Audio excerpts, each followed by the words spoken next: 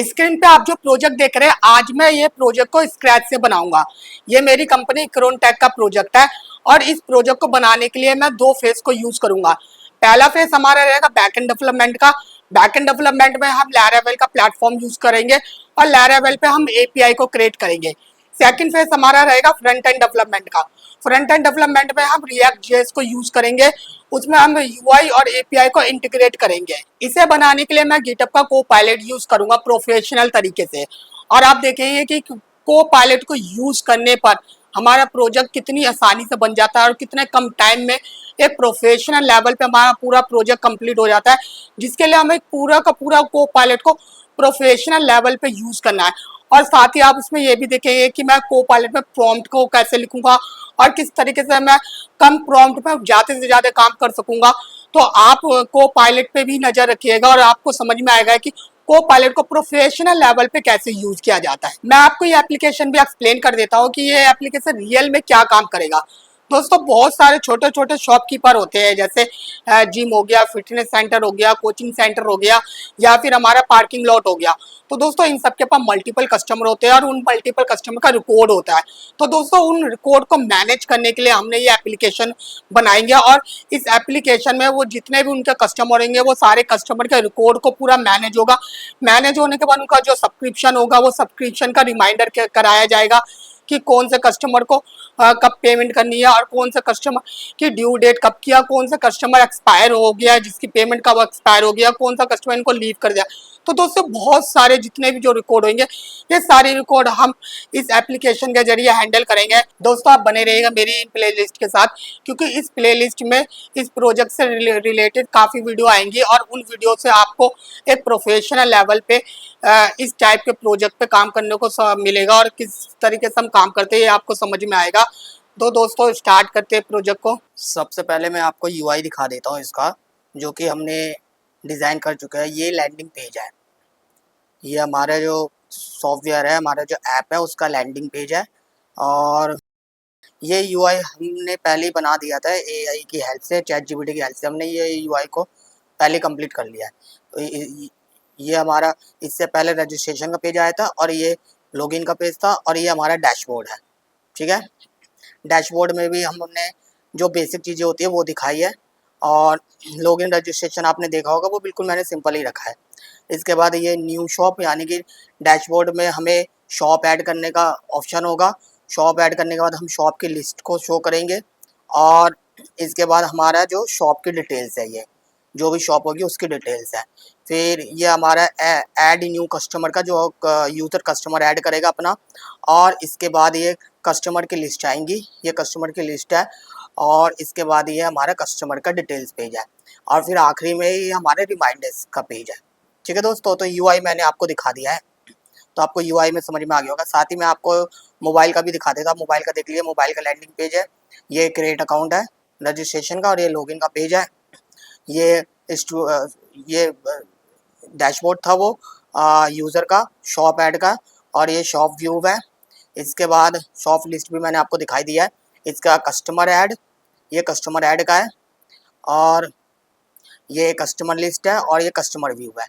तो और एक रिमाइंडर का पेज है। तो मैंने आपको मोबाइल का भी दिखा दिया। तो दोस्तों, मैंने आपको यूआई सारे दिखा दिया है। इस टाइप के ये यूआई है जो हमने ऑलरेडी डिज़ाइन कर रखा है। बस बाकी हम जब बनाएंगे तो बनाते समय हम चीज़ों को चेंज कर लेंगे। ये हमारा, आप देख सकते हैं, वो हमारा यूआरएल था। मैं सबसे पहले फोल्डर क्रिएट कर रहा हूँ। मैंने एक फोल्डर क्रिएट किया है महीना बुक के नाम से, और यहाँ पे मैं अपने को विजुअल स्टूडियो को ओपन करूँगा। ये मैंने विजुअल स्टूडियो को ओपन कर लिया है। और इसके बाद मैं सबसे पहले प्रोजेक्ट को इंस्टॉल करूँगा। ये कंपोजर क्रिएट प्रोजेक्ट लैरावेल का प्रोजेक्ट है। बैकएंड का मैंने फोल्डर बना रखा है। लैरावेल का प्रोजेक्ट है, पहले हम बैकएंड बना रहे हैं, ठीक है ना। तो बैकएंड को मैं इंस्टॉल कर रहा हूँ, लैरावेल का पूरा प्रोजेक्ट को मैं इंस्टॉल करूँगा। दोस्तों, अगर आपके पास इंस्टॉलेशन के लिए जो भी लैरावेल की नीड होती है वो ज़रूर आपके पास होनी चाहिए। नहीं है तो पहले वो आप उसको इंस्टॉल कर लीजिएगा। अब मैं प्रोजेक्ट के अंदर आ रहा हूँ। ये मैं प्रोजेक्ट के अंदर आ गया और मैंने PHP आर्टिशन कर दिया, यानी कि प्रोजेक्ट को मैंने रन कर दिया है। तो पहले प्रोजेक्ट को देख लेते हैं। दोस्तों, हमारा जो प्रोजेक्ट हमने इंस्टॉल किया था वो रन हो चुका है। प्रोजेक्ट बिल्कुल स्मूथली रन हो रहा है। ये लैरावेल का 11 वर्जन है जो हमने इंस्टॉल किया है। इसके बाद मैं अपने ENV में भी वो चेंज करूँगा। जैसे ऐप का नाम मैंने मेंशन कर दिया है। इसके बाद डाटाबेस को भी मैं ठीक करूँगा। डाटाबेस में जैसे ये महीना बुक हो जाएगा हमारा डाटाबेस का नाम। पासवर्ड मैं डिफ़ॉल्ट पासवर्ड 1 2 3 4 5 6 यूज़ करता हूँ। और ये हो गया हमारा। अब मैं डाटाबेस भी ओपन कर लेता हूँ। हमारा जो डाटाबेस है, ये डाटाबेस है। यहाँ पे मैं पहले एक टेबल बना लेता हूँ महीना बुक के नाम से। दोस्तों मैं सारा कुछ स्क्रैच से कर रहा हूँ, स्टार्टिंग से कर रहा हूँ। मैंने कुछ भी नहीं किया इस ऐप के लिए, सब कुछ मैं आपके सामने ही कर रहा हूँ ताकि आपको ईजिली अंडरस्टैंडिंग हो जाए किसी ऐप को हम स्क्रैच से कैसे बनाते। तो ये आप देख सकते हैं मैंने महीना बुक के नाम से डाटाबेस बना लिया है। और यहाँ पे मैंने एंट्री भी दे दी है अपने डाटाबेस की। सारी एंट्री दे दी है मैंने यहाँ पे डाटाबेस की। साथ के साथ मैं ये जो कमेंट हो रखा है, ये कमेंट को भी मैं हटा देता हूँ। ये मैंने कमेंट हटा दिया। बाय डिफॉल्ट ये कमेंट ही देता है, जो हमारा लैरावेल का जो पैकेज है वो कमेंट देता है जब हम इसको इंस्टॉल करते हैं। तो मैंने कमेंट को भी रिमूव कर दिया है। इसके बाद हमारा आप देख सकते हैं ये गिट इग्नोर की फाइल है। जो गिटहब है वो इन सारी चीज़ों को इग्नोर करता है। अब दोस्तों हम इसको गिट में डालेंगे। सबसे पहले गिटहब पे डाल देते हैं सारे प्रोजेक्ट को। एक हम गिटहब की रेपोजिटरी बनाएंगे। यहाँ पे रेपोजिटरी हम यहाँ पे क्रिएट करने वाले हैं। न्यू रेपोजिटरी क्रिएट करेंगे। इक्रोन इक्रोन यानी कि ये मेरा खुद का अपना प्रोजेक्ट है। और इक्रोन API.mहीनाबुक.com।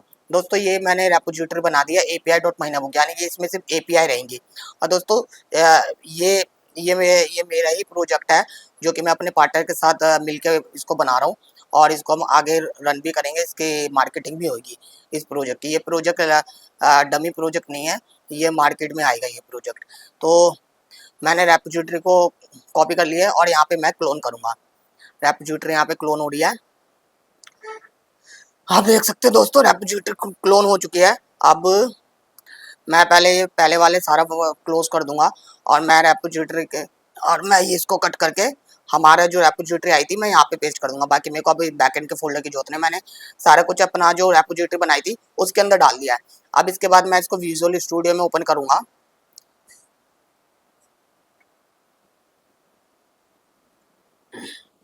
आप देख सकते हैं मैं विजुअल स्टूडियो में ओपन कर लिया हूँ। जहाँ तक कि ये मेरे को सारे का कमेंट दिखा रहे, कमेंट शो हो रहे कि ये सारे कमेंट मेरे को करना है। इसको पुश करना पड़ेगा मेरे को गिटहब पे। तो मैं पहले गिटहब पे इसको पुश कर लेता हूँ। आप देख सकते हैं दोस्तों अभी तक हमारी एक भी फाइल नहीं है यहाँ पे। मैं जैसे पुश करूँगा यहाँ पे हमारी सारी जितनी भी फाइलें हमने लैरावेल से इंस्टॉल की थी वो सारी फाइलें हमारी शो हो जाएंगी। ये मैंने कमेंट कर दिया है, मैंने अपने नाम से कमेंट कर दिया है और ये हमने प्रोजेक्ट ऐड कर दिया है। ठीक है दोस्तों, आप चेक कर सकते हैं। ये आप देख सकते हैं दोस्तों प्रोजेक्ट हमारा सारा आ गया गिटहब पे, यानी कि हमारा गिटहब के सर्वर पे सारा प्रोजेक्ट आ चुका है। इसके बाद ये दोस्तों हमारा डेटाबेस है। मैं आपको डेटाबेस दिखा देता हूँ। ये यूज़र का डेटाबेस है और नीचे शॉप का डेटाबेस है, उसके बाद कस्टमर का डेटाबेस है और उसके नीचे हमने रिमाइंडर का डेटाबेस बनाया। तो एक वन बाय वन वो करेंगे। ये दोस्तों मैंने इसमें यूज़र में लैंग्वेज रखा है। अभी लैंग्वेज पे हम रखेंगे नहीं, अभी लैंग्वेज का फीचर बनाएंगे नहीं, बाद में बनाएंगे। लैंग्वेज में क्या होगा कि यूज़र अपने हिसाब से लैंग्वेज को चेंज कर सकता है। जैसे हिंदी में रखना चाहे तो हिंदी में रख सकता है, इंग्लिश में रखना चाहे तो इंग्लिश में रख सकता है, और भी कोई लैंग्वेज होगी तो वो लैंग्वेज में रख सकता है। वो हम बाद में बनाएंगे। वो हम जब इसका दूसरा स्टेज आएगा इस प्रोजेक्ट का तो बनाएंगे।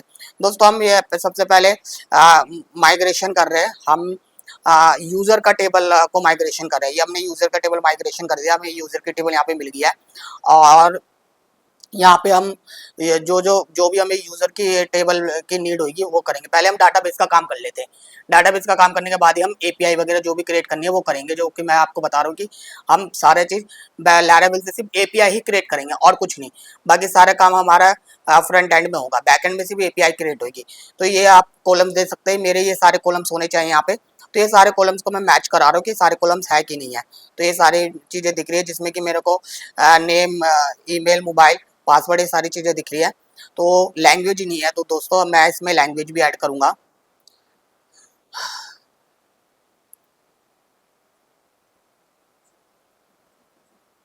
ये लैंग्वेज को मैंने यहीं पे कॉपी कर लिया है। दोस्तों मैं ज़्यादातर कॉपी ही करता हूँ, क्योंकि होता है क्या है, बाद में एक स्पेलिंग मिस्टेक हो जाती है, वो फिर बहुत दूर तक हमें जाना पड़ता है उसकी वजह से, तो इसलिए मैं कॉपी ही करता हूँ। अगर आप शार्प है तो आप को जैसा सेलेक्ट है वैसा करें। दोस्तों यहाँ पे ईमेल भी यूनिक था, बट हमें ईमेल से कोई मतलब नहीं, हम लोग किसी को कंफ्यूज नहीं करेंगे। यहाँ पे मैंने डाटाबेस का वो भी चेंज कर दिया, कनेक्शन ही हमें माई में चाहिए, हमने माई में ही सारा काम करेंगे, तो मैंने माई कर दिया। अब मैं इसको माइग्रेट कर रहा हूँ दोस्तों। माइग्रेट करने पे आप देख सकते हैं दोस्तों, ये डेटाबेस हमारे क्रिएट हो गया। अब हम रीलोड करते हैं तो आप देख सकते हैं दोस्तों, ये हमारे सारे डेटाबेस आ गया, यूजर का भी डेटाबेस आ गया, और जो डिफॉल्ट डेटाबेस उसका होता है लैरावेल का, वो भी क्रिएट हो गया है। तो हमारे डेटाबेस, यूजर का डेटाबेस क्रिएट हो चुका है, जैसा हमें चाहे थे बिल्कुल वैसे ही क्रिएट हो गया। इसके बाद दोस्तों हम शॉप का डेटाबेस क्रिएट करेंगे, शॉप का भी डेटाबेस क्रिएट करेंगे। पहले मैं दोस्तों सारे डेटाबेस क्रिएट कर लूंगा, इसके बाद मैं एपीआई बनाऊंगा। ऐसा नहीं कि एपीआई बनाते समय डेटाबेस को हम वो करें, पहले मैंने इन सबकी प्लानिंग कर लिया हूँ। मैंने ये सॉफ्टवेयर बनाने से पहले सारी प्लानिंग पहले ही मैंने कर चुका हूँ। बस मैं आपके सामने इसको बना के दिखा रहा हूँ, ताकि आपको भी समझ में आए कि स्क्रैच से एप्लीकेशन कैसे बनते हैं। तो ये अब मैं शॉप का डाटा डाल रहा हूँ। शॉप में आप देख रहे हैं मैंने यूनिक की कर रखा है। यूनिक की मैंने किसका कर रखा है, जो फॉरेन की है उसको मैंने वो रखा हुआ है, यूनिक टाइप का रखा हुआ है। यानी कि अगर हम किसी भी यूजर को डिलीट करेंगे तो शॉप का ऑटोमेटिकली की को देख के डिलीट कर देगा। नीचे मैंने आप देख सकते हैं मैंने फॉरेन की को बना रखा है, उसको मैंने यूजर की टेबल से कनेक्ट कर रखा है।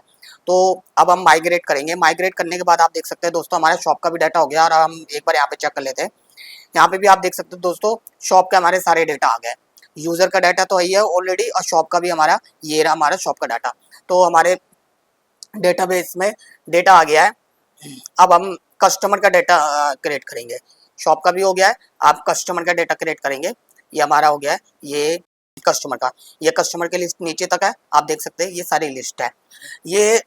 ये सारे जो आपको कॉलम दिख रहे हैं, ये कॉलम्स के बारे में मैं आपको प्रोजेक्ट क्रिएट करते ही समय वन बाय वन एक्सप्लेन करूंगा। जिसका जहाँ पे नंबर आएगा वहाँ पे मैं आपको बता दूंगा ये कॉलम्स क्यों बने और किस लिए बने। ये सारी मैंने पहले ही प्लानिंग कर लिया हूँ, प्लानिंग करके ही मैं इस पे काम कर रहा हूँ। ऐसे नहीं कि मैं बिना प्लानिंग के काम कर रहा हूँ।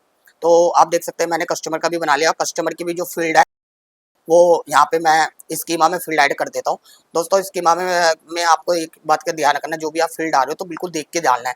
ऐसा नहीं कि कोई फील्ड गड़बड़ हो जाए तो बाद में स्कीमा को अंडू करने में बड़ी दिक्कत होती है। आपको ये बात आपको पता होगी अगर आप लैरावेल पे काम कर रहे हो तो कहीं पे यहाँ पे मेरे को शॉप करना था, तो यहाँ पे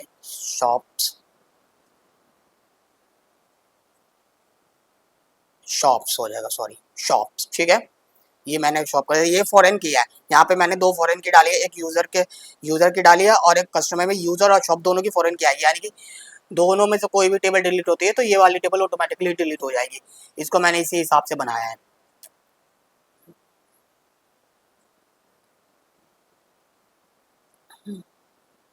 ये कस्टमर का मैंने क्रिएट कर दिया है। अभी एक मिनट मैं चेक कर लेता हूँ कि क्या चीज़ से कुछ गड़बड़ तो नहीं हुआ है ना। सब कुछ ठीक है दोस्तों, इसमें प्लान वगैरह सारी चीज़ आ रही है, सारे सब कुछ स्मूथली आ रहा है। एक एक चीज़ के बारे में मैं आपको प्रोजेक्ट मैं क्रिएट कर रहा हूँ, तो जब ये प्रोजेक्ट कंप्लीट होगा तो आपको हर कॉलम्स के बारे में पता चलता जाएगा, वो कॉलम्स क्यों बना, वो कॉलम्स क्यों बना। मैं अगर हर कॉलम्स के बारे में अभी से आपको बताने लगूंगा तो दोस्तों वीडियो बहुत लंबी बनेगी, और ऑलरेडी ये वीडियो लंबी ही बनने वाली है। तो इसी वजह से मैं जो छोटी छोटी चीज़ें जो बार बार रिपीट होंगी तो उसको मैं आपको अभी नहीं बता रहा, वो मैं आपको बाद में बताऊंगा। आप ये वीडियो को पूरी देखिएगा दोस्तों। इसमें मैं आपको पूरा एपीआई क्रिएट करके दिखाऊंगा। ये जो एप्लीकेशन बना है, इस एप्लीकेशन में एपीआई की जो नीड होगी वो सारा मैं करके दिखाऊंगा। आप देख रहे हैं अभी मैं डाटाबेस कर रहा हूँ, अभी पहले मैं सबके डाटाबेस कर रहा था। मैं पूरे के पूरे एपीआई इसी वीडियो में करूंगा। आप वीडियो का एंड तक देखिएगा दोस्तों। वीडियो लंबी हो सकती है तो उसको आप इग्नोर करिए, लंबी हो रही है, लेकिन अगर आप एंड तक देखिएगा तो आपको सीखने को बहुत सारी चीज़ें मिलेगी इस वीडियो में। तो ये रिमाइंडर का एक टेबल है, मैंने रिमाइंडर की भी टेबल को वो कर लिया है। मैं एक मिनट, रिमाइंडर की टेबल को भी मैंने क्रिएट कर लिया है। यहाँ पे मैंने रिमाइंडर डाल दिया, और ये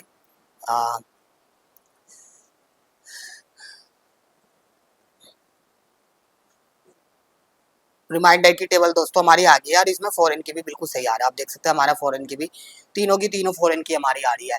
रिमाइंडर में सब सारी फॉरेन की होनी चाहिए तीनों, क्योंकि ये रिमाइंडर तीनों से कनेक्ट है, यूजर से भी कनेक्ट है, शॉप से भी कनेक्ट है और कस्टमर से भी कनेक्ट है, तीनों से कनेक्ट है, तो तीनों की फॉरेन की आ रही है।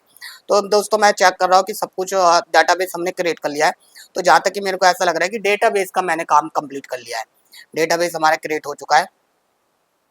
अगर आपको कोई भी डाउट है, कुछ भी क्वेश्चन करना है, तो आप कमेंट में मेरे से पूछ सकते हैं, मैं आपको इंस्टेंटली उस कमेंट का रिप्लाई दूंगा। तो आपको अगर कोई भी डाउट, आप पूरी वीडियो देखिएगा, आपको समझ में आएगा कि बैकएंड पे स्ट्रेस पे कैसे काम करते हैं। अब दोस्तों मैं एपीआई पे आ रहा हूँ, मैं एपीआई को इंस्टॉल कर रहा हूँ।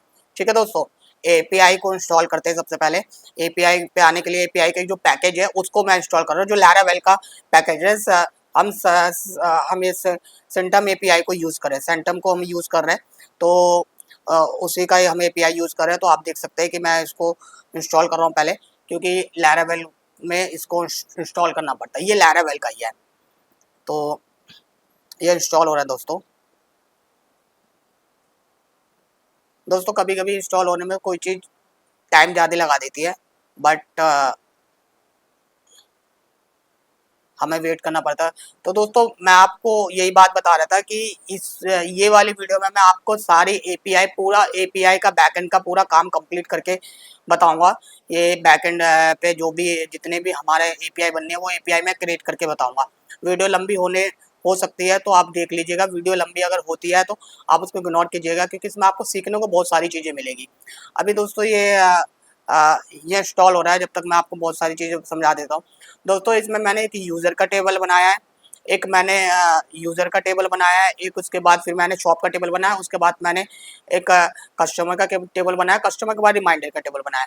यूज़र का टेबल ये आइडेंटिटी करता है कि यूज़र कौन सा है, शॉप का टेबल आइडेंटिटी करता है कि यूज़र की कौन सी शॉप है, और कस्टमर का टेबल ये आइडेंटिटी करता है कि कस्टमर को कस्टमर कौन सी शॉप का, और उसके बाद रिमाइंडर यानी कि कौन से यूज़र को रिमाइंड करना है, कौन सा कस्टमर को बताना है कि उसका सब्सक्रिप्शन खत्म हो चुका है।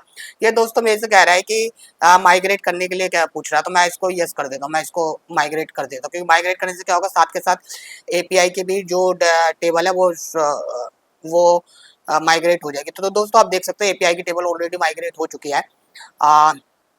तो ये हमारा सारा चीज़ सक्सेसफुली हो गया है।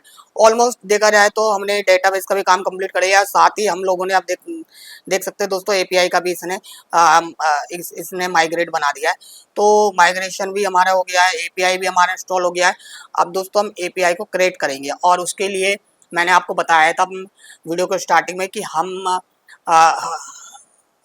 हम एआई यूज़ करेंगे, गिटहब का कोपायलट यूज़ करेंगे।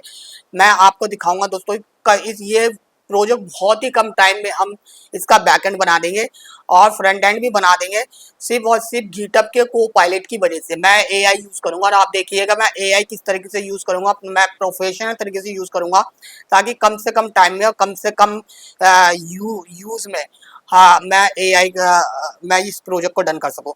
तो दोस्तों मैंने गिटहब का कोपायलट का जो चैट बॉट है वो उसको मैंने ओपन कर लिया है। अब मैं यहाँ पे सबसे पहले मैं इसको प्रॉम्प्ट लिख के दे रहा हूँ, I want to register user with, एक मिनट दोस्तों, मैं इसको सारी टेबल वगैरह सब बताऊंगा। मैं ऑलरेडी माइग्रेट का जो वो है फाइल खोल लिया हूँ, ताकि ये समझ जाए कि मैं इसकी बात कर रहा हूँ, ये वाले फाइल की बात कर रहा हूँ। इस फाइल से मेरे को एपीआई बना लिया। I want to make register API for user का मैंने पूरा टेबल का नाम दे दिया, ताकि इसको कोई कंफ्यूजन ना हो। दोस्तों आपका प्रॉम्प्ट बहुत अच्छा होना चाहिए, प्रॉम्प्ट में अगर कोई गड़बड़ होती है तो क्या होगा दोस्तों, आपका प्रोजेक्ट कहीं ना कहीं फंसने के चांसेस हो सकते हैं। मतलब फंसने के चांसेस तो नहीं, कहने का मतलब है कि आपका प्रोजेक्ट, आपके को डबल डबल प्रॉम्प्ट लिखना पड़ सकता है, जबकि एआई काफ़ी कॉस्टली होता है। हम कम जितने कम प्रॉम्प्ट में चीज़ों को रख सकते हैं उतना ही हमारे लिए बेटर होता है। तो मैंने हिट कर दिया, हिट करने का तो लोडिंग ले रहा है। दोस्तों लोडिंग में बहुत टाइम लेता है ये, तो इस चीज़ का हमेशा ध्यान रखें। लोडिंग में बहुत ज़्यादा ही ये टाइम लेता है, कभी कभी 5-7 मिनट भी लगा देता है लोड करने में। तो मैं बहुत सारी चीज़ें स्किप कर रहा हूँ, ताकि आप लोगों का टाइम लॉस ना हो। तो ये लोड कर रहा है, और आप देख सकते हैं दोस्तों ये सारा चीज़ें हमें बता रहे हैं कि हम इसने क्या क्या काम किया है। तो ये एपीआई का एक रजिस्टर का इसने कंट्रोलर इसने क्रिएट किया है, तो उसको इसने एपीआई वाले जो फाइल है वहाँ पे कॉल करा दिया। ठीक है, तो एक तो ये वाला काम किया है इसने। दोस्तों मुंह उठा के नहीं लगा देना है कोई भी चीज़। पहले आप है ना ये समझ लेना, ध्यान से समझ के काम करना है। ऐसा नहीं कि बस ऐसे हम नींद से उठे और जो एआई ने बताया वो डाल दिया। नहीं दोस्तों, फिर आपका प्रोजेक्ट कहीं ना कहीं बैठेगा। एआई को पहले समझो कि उसने काम सही करके दिया है कि नहीं दिया है। अगर नहीं दिया है तो उसको दोबारा प्रॉम्प्ट लिखो और उसको बोलो कि ये काम ऐसा नहीं, ऐसा चाहिए। तो आप देख सकते हैं इसने, या एक मिनट, ये तो यूजर को इसने बस वो ही किया। आप देख सकते हैं ये रजिस्टर का कंट्रोलर है। तो मैं एक बार देख लेता हूँ रजिस्टर यूजर, सॉरी, ये यूजर का कंट्रोलर है। मैं देख लेता हूँ यूजर का कंट्रोलर में इसने क्या किया है। दोस्तों आप देख सकते हैं पहले तो इसने वैलिडेशन बनाया, बिल्कुल काम सही किया है। वैलिडेशन के बाद फिर इसने टेबल को क्रिएट किया, ये भी बिल्कुल सही काम किया है।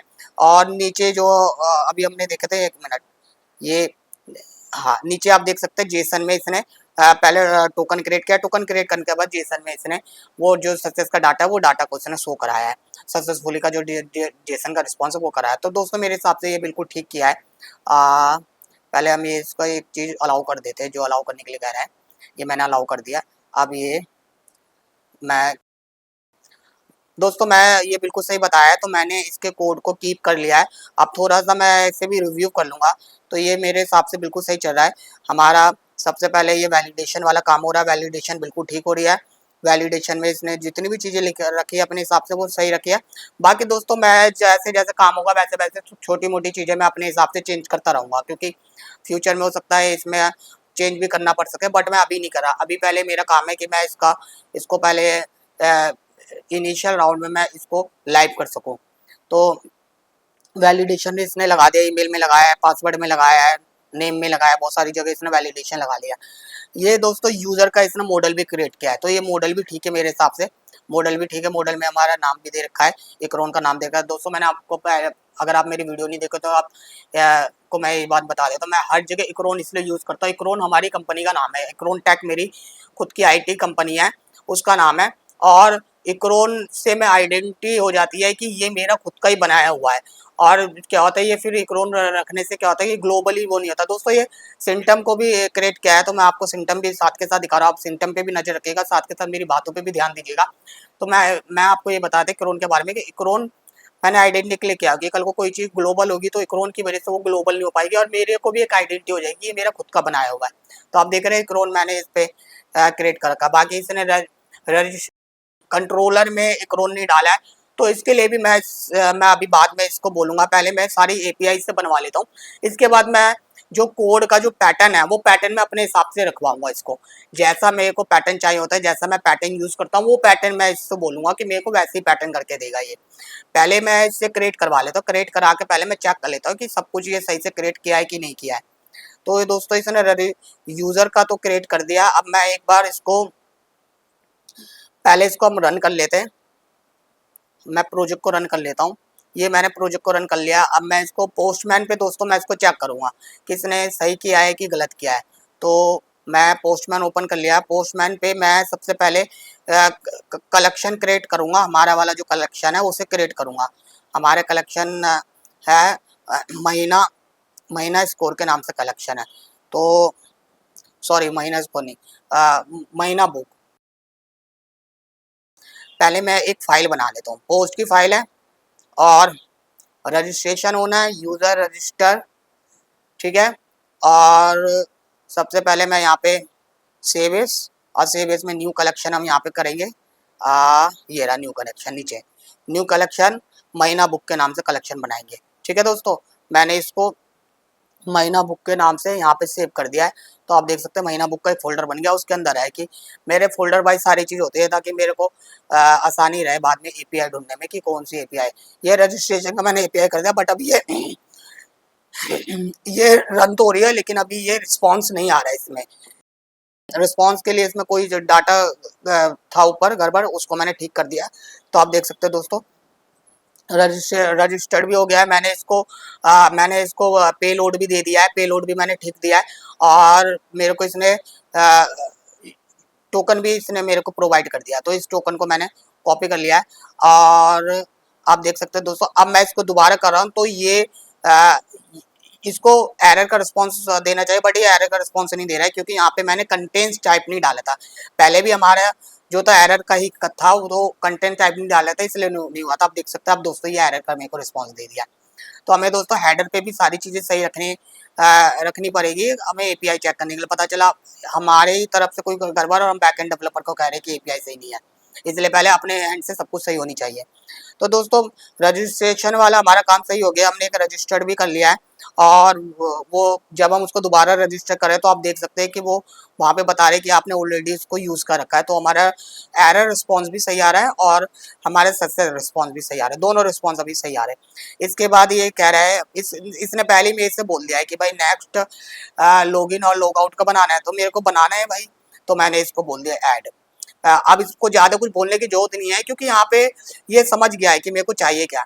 मैंने इससे एक बोला तो ये इसने आगे का सजेशन खुद से दे दिया और ये मैंने देखे आप देख सकते हैं ये लॉगिन का कंट्रोलर भी इसने बना दिया है। इसमें भी दोस्तों इसने क्रोन नहीं लिखा है, बट इस पैटर्न को मैं बाद में करूँगा। लॉगिन का कंट्रोलर है ये, तो आप देख सकते हैं लॉगिन का कंट्रोलर भी इसने क्रिएट कर दिया। जहाँ तक कि इसमें भी वैलिडेशन वगैरह सही लगाया है, इसने सारी चीज़ें ठीक किया है, तो हम इसको भी पास कर सकते हैं। ये हमारा लॉगिन, ये इसने लॉग आउट का भी कंट्रोलर बना दिया है दोस्तों। इसको मैं इसने कोई किसी चीज़ को अलाउ करने के लिए बोला था, उसको मैंने अलाउ कर दिया, साथ ही मैं इसको कीप कर लिया, तो ये बिल्कुल ठीक है दोस्तों। तो मैंने इसके कोड को मैंने एक्सेप्ट कर लिया, बिल्कुल ठीक है। पहले मैंने कोड चेक कर लिया दोस्तों, कोड चेक करने के बाद ही मैंने काम किया, ऐसे नहीं कि मैं ऐसे ही बिना चेक करे मैं सारी चीज़ें करो, नहीं दोस्तों। पहले आपको चेक करना है, जैसे कि चेक करते करते मेरे को पैटर्न भी दिख रहा है कि पैटर्न इसने सही नहीं किया, बट ये पैटर्न को बाद में सुधार लेंगे। पहले हम जो हमारी जो बेसिक एपीआई है वो एपीआई बना लेते हैं, जैसे यूज़र रजिस्टर का हो गया, लॉगिन का हो गया, डैशबोर्ड का हो गया। इसके बाद हम डैशबोर्ड की एपीआई बनाएंगे। डैशबोर्ड की एपीआई बनाने के बाद फिर हम इसको पैटर्न की बात बोलेंगे। तो दोस्तों पहले मैं ये लॉगिन और लॉग आउट को भी चेक कर लेता हूँ। देख सकते हैं आप दोस्तों इसने कंट्रोलर बना रखा है, कंट्रोल को इसने एपीआई में भी कॉल कराया है। साथ के साथ दोस्तों मैं आपको कोड भी दिखाया था जा रहा हूँ, कोड पे भी नज़र रखिएगा। कोड आप देख सकते हैं, मैं एपीआई का जो इसमें राउटर है, राउटर में इसने सारे के यूआरएल और जो क्लास है वो उसने कॉल करा रखा है। तो जैसे लॉगिन में इसने प्रोटेक्ट भी लगा रखा है सिस्टम का, क्योंकि वहाँ पे हमारा लॉगिन सॉरी लॉग आउट में क्योंकि वहाँ पे हमारे क्या होगा, वहाँ पे हमारा हेडर की की चलेगी। तो दोस्तों लॉगिन हो गया है, लॉगिन में इसने मेरे को वो भी दे दिया है, टोकन भी दे दिया। लॉगिन हमारा सक्सेसफुल हो रहा है, लॉगिन मैंने चेक कर लिया, लॉगिन बिल्कुल ठीक हो रहा है। इस टोकन को मैं कॉपी कर लूँ दोस्तों। मैं टोकन को अभी कॉपी इसलिए कर रहा हूँ क्योंकि ये मेरे को बाद में काम आएगा। जब मैं डैशबोर्ड वगैरह बनाऊंगा तो डैशबोर्ड में मेरे को टोकन की जरूरत पड़ेगी, लॉग आउट में भी मेरे को टोकन की जरूरत पड़ेगी। मैं भी क्या कर रहा हूँ दोस्तों, ये एक्चुअली मैंने लॉगिन तो बनाया था, बट मैंने पेलोड में एक्स्ट्रा चीज फील्ड डाल दी थी। तो दोस्तों ये आप देख सकते हैं, मैंने अगर गलत मतलब कि वो वाला नंबर रखा जो ऑलरेडी मेरे पास है, तो ये एरर मार दिया, तो ये बिल्कुल ठीक है दोस्तों। मेरे को यही चाहिए था कि एक ना यूनिक फ़ोन नंबर होना चाहिए, फ़ोन नंबर डुप्लीकेट नहीं होनी चाहिए। तो ये दोस्तों ये एरर भी बिल्कुल ठीक है। अब हम लॉगिन के बाद लॉग आउट को भी चेक कर लेते हैं। लॉग आउट जो लॉग आउट है दोस्तों, ये हमारा सिस्टम प्रोटेक्ट की से है, यानी कि प्रोटेक्ट है ये पूरा। आप देख सकते हैं इसने मैसेज भी दे दिया है कि अनऑथोराइज है, क्योंकि यहाँ पे मेरे को अथेंटिकेशन डालना होगा। अथेंटिकेशन हम बियर वाला डालेंगे और ये जो हमारा टोकन की है इसको करेंगे। इसके बिना हमारे आप देख सकते हैं लॉग आउट हो गया। अब जब दोबारा हम करें तो ये एरर मार गया, क्योंकि दोस्तों ये टोकन हमारा एक बार लॉग आउट हो गया तो ये टोकन डिस्ट्रॉय हो चुका है। तो लॉग आउट करने पे हमने टोकन डिस्ट्रॉय कर लिया, अब उसको अगर दोबारा यूज़ करेंगे तो एरर तो मारेगा ही। अब हम दोस्तों डैशबोर्ड पे आते हैं, डैशबोर्ड को क्रिएट करेंगे, यूज़र डैशबोर्ड की एपीआई को हम क्रिएट करेंगे। तो हमारे यूज़र डैशबोर्ड को इसने क्रिएट कर दिया है, जिसमें कि इसने कस्टमर रिमाइंडर, ये सारी टेबल इसने बनाई है, रिमाइंडर का भी इसने बना दिया है।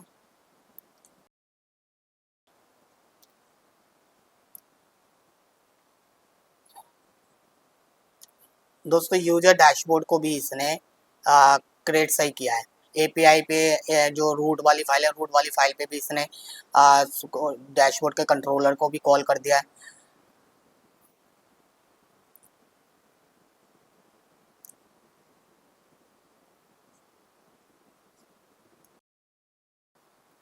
ये हमारा डैशबोर्ड का है, आप देख सकते हो शॉप का भी काउंट कर रहा है, रिमाइंडर का भी काउंट है और पेंडिंग का भी है, कंप्लीट का भी है, कैंसिल का। जो ऊपर जो हमारी फील्ड आ रही है वो सारी चीज़ है। फिर इस नीचे जो हमारी लूप आ रही है ये भी इसने सही कर रखा है, शॉप की भी लूप, रिमाइंडर की लूप डाल रखा है इसने, कस्टमर की लूप डाल रखा है। तो दोस्तों ये बहुत सही बना रखा है इसने, बिल्कुल ठीक है। हम इसको एक्सेप्ट कर सकते हैं, मैंने एक्सेप्ट ऑलरेडी कर लिया है। एपीआई पे भी सारी चीज़ को उसने सही से कॉल कॉल करा रखा है। तो आप देख सकते हैं एपीआई को भी इसने सारी चीज़ों को कॉल करा रखा है। जो हमारा डैशबोर्ड है ये मिडलवेयर पे है, डैशबोर्ड भी मिडलवेयर पे है, क्योंकि इसमें हमें टोकन की नीड पड़ेगी। बिना बिना अथेंटिकेशन के हम इसको नहीं चला सकते, यानी कि लॉगिन के अथेंटिकेशन पड़ेगी, यानी कि अगर कोई के लॉगिन नहीं कर रखा है तो ये खुलेगा नहीं। तो डैशबोर्ड का भी मैं यहाँ पे एपीआई बना लेता हूँ, मैं एक बार चेक कर लेता हूँ। और ये दोस्तों ये गेट एपीआई है। अभी तक हमारा सारा पोस्ट एपीआई भी चल रहा था, अभी हमारा गेट एपीआई है, क्योंकि ये हमारे सिंपल व्यू है। अब देख सकते हैं दोस्तों मैंने टोकन सही यूज नहीं किया है, तो ये अब मैं सही टोकन यूज करूंगा, क्योंकि दोस्तों दूसरा वाला टोकन हमने डिस्ट्रॉय कर दिया था लॉग आउट करके, तो इस वजह से वो एरर आ रहा था। तो दोस्तों टोकन बिल्कुल ठीक है, आप ऊपर देख सकते हैं, ऊपर हमारे अकाउंट वगैरह भी सही चल रहे हैं। इसके बाद फिर हमारे नीचे लूप भी आ रहे हैं, सब कुछ बिल्कुल ठीक है दोस्तों। तो ये हमारा डैशबोर्ड का भी हमारा बिल्कुल ठीक है। अब मैं इसको अब दोस्तों मैं इसको पैटर्न के बारे में बता देता हूँ। यू हैव ऑल डन, यानी कि आपने सब सही कर दिया है, but code pattern should be, code pattern मेरे अकॉर्डिंग होनी चाहिए। तो मैं इसको अपने कोड पैटर्न का एक एग्जांपल दे देता हूँ कि कोड पैटर्न क्या चाहिए। ठीक है, should be like my pattern, I explain you, controller, there should be folder, user का फोल्डर होना चाहिए कंट्रोलर में। मैं दोस्तों अपना ही पैटर्न दे रहा हूँ, इसने क्या किया, इसने डायरेक्ट बना दिया, बट यूजर की चीज़ हो रही तो यूजर के फोल्डर के अंदर सारे कंट्रोलर आने चाहिए। तो ये बात मैंने इसको बता दिया। यूजर फोल्डर होना चाहिए। इसके बाद आइडेंटिटी दैट यूजर रजिस्टर, और इनकी आइडेंटिटी भी होनी चाहिए, और रजिस्टर डैशबोर्ड, ये सारी चीज़ें इस फोल्डर के अंदर होनी चाहिए। Word controller on controller on user folder and there should be one controller। And मैंने इसको ये भी बताया दोस्तों, इसने ना सबके अलग अलग कंट्रोलर बना दिया था, बट मैंने कहा कि भाई एक ही कंट्रोलर बना। जैसे रजिस्टर का है तो उसका एक ही रहेगा, और एक के अंदर सारी चीज़ें होगी, लॉग आउट होगा, जो भी है वो सारे हमारे हिसाब से चलेगा। तो मैंने इसको बता दिया। मैं इसको कंट्रोल का एग्जांपल भी दे दिया हूँ, जैसे कि यूज़र ऑथ, जैसे एक यूज़र ऑथ का कंट्रोलर होगा, उसमें से जो हमारी ऑथेंटिकेशन होगी, जैसे लॉग इन लॉग आउट, ये सारी चीज़ें एक ही कंट्रोलर में होगा, लॉग इन लॉग आउट वगैरह सब एक ही में होगा। इसने क्या किया, इसने सबके अलग अलग कंट्रोलर बना दिए, तो बाद में कन्फ्यूजन होगी, बट हमने अथेंटिकेशन का एक ही बना दिया, और उसी में लॉग इन लॉग आउट और रजिस्ट्रेशन जो भी अथेंटिकेशन से रिलेटेड है वो सारे एक ही कंट्रोल में होगा। तो मैंने दोस्तों इसको सारी बातें बता दी। ये मेरा खुद का पैटर्न क्रोमैटिक का एक प्रोजेक्ट है, वो पैटर्न है, तो वो पैटर्न के हिसाब से मैं सारी चीज़ बता रहा हूँ। मैं इसको मॉडल के बारे में बता रहा हूँ दोस्तों। मॉडल के मेरे हिसाब से नीड नहीं है, क्योंकि मॉडल इसने ऑलरेडी मेरे पैटर्न का कोडिंग किया हुआ है। एक बार मैं चेक कर लेता हूँ, 1 मिनट, कहाँ गया मॉडल, हाँ ये रहा दोस्तों। आप देख सकते हो एक करोड़ ये डाल रखा है ऑलरेडी, तो मेरे को नीड नहीं है, इसने कैमल के केस में डाल दिया बस, तो मेरे को मॉडल की नीड है, तो मॉडल को मैं हटा देता हूँ। बाकी मैंने इसको फॉर्मेट के बारे में बता दिया है, इसने फॉर्मेट सारा है दोस्तों, आप देख सकते हैं फॉर्मेट ने सारा कर दिया। मैंने इसको कीप भी कर दिया। आप देख सकते हैं ऊपर दोस्तों एक फोल्डर बना दिया यूजर के नाम से। यूजर में क्या हो गया है, यूजर में जितने भी कंट्रोलर है उसने यूजर में डाल दिया, तो और हमारा राउट तो वैसे का वैसे है, राउट में अभी कुछ नहीं करना है, ये बिल्कुल ठीक है। ये भी बिल्कुल ठीक है, ये देख सकते हैं दोस्तों। अब यूजर ऑथ के अंदर जो भी लॉगिन लॉग आउट और रजिस्ट्रेशन, सारे ऑथेंटिकेशन वाली चीजें मैंने ऑथ के अंदर डाल दिया है, और यूजर डैशबोर्ड में सिर्फ डैशबोर्ड की चीजें है, जो डैशबोर्ड की नीड होती है वही है। तो दोस्तों ये बिल्कुल ठीक है। एक बार हम एपीआई को भी क्रॉस चेक कर लेते हैं कि एपीआई ये सब करने से हमारे कुछ एपीआई में तो कोई गड़बड़ नहीं होगी। तो मैं इसको भी एक बार चेक कर लेता हूँ। मैं एक और रजिस्ट्रेशन कर रहा हूँ चेक करने के लिए। दोस्तों ये हमेशा ध्यान रखना है, चेक जरूर करना है, क्रॉस चेक जरूर करना है। ऐसा नहीं कि टेस्टर के पास आया तो 10 एरर उसने हमें बता दिए और हमारा रेपुटेशन खराब हो गया उस एरर की वजह से। नहीं दोस्तों, हमें एक प्रोफेशनल डेवलपर बनना है, तो इस वजह से चेक करना है। तो देख रहे हैं आप, मैं क्रॉस चेक भी कर रहा हूँ कि इसने जो ये चेंजेस किया है, हमने जो ये चेंजेस किया है एआई की हेल्प से, तो ऐसा तो नहीं कि वो चेंजेस करने में कुछ गड़बड़ हो गया हो, तो उसको मैं हमेशा चेक करूंगा। तो मैं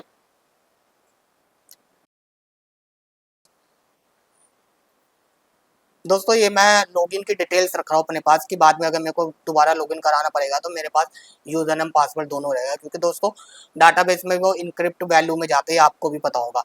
तो आप दोस्तों आप देख सकते हैं रजिस्ट्रेशन हमारा सक्सेसफुल हो गया, यानी कि हमारा रजिस्ट्रेशन वाला बिल्कुल सही चल रहा है। ये हमारा इसी की वो है।